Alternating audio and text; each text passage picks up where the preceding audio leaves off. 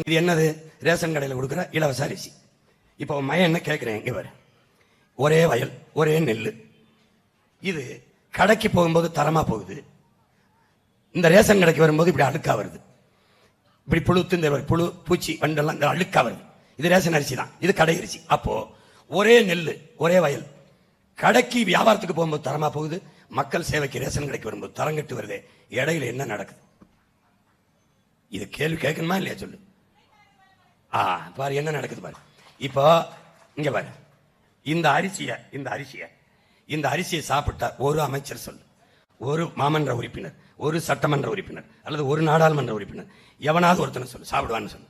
டேய் நான் சத்தியமா சொல்றேன், சத்தியமா எங்க ஊருக்கு போகும்போது எங்க அம்மா சொல்றாங்க, ஐயா இந்த ரேஷன் அரிசிப்பா சனம் பாவம்பா. ஏன்டா ஏனம்மா? ஐயா இந்த அரிசியை வாங்கிட்டு வந்து நம்ம பயன்படுத்தல, எங்களுக்கு நெல் இருக்கு, எங்களுக்கு நிலம் இருக்கு, 150-200 மூட்டை நெல் விளையும்.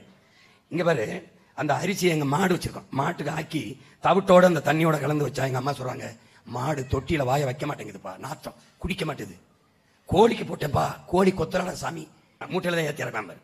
இதுல இந்த மூட்டையில ஏத்தி இறக்குனதுல சிந்துனதுல 1950 கோடி, 2000 கோடின்னு சொன்னீங்கன்னா 2000 கோடியா அப்படின்னு பயந்துருவாங்க.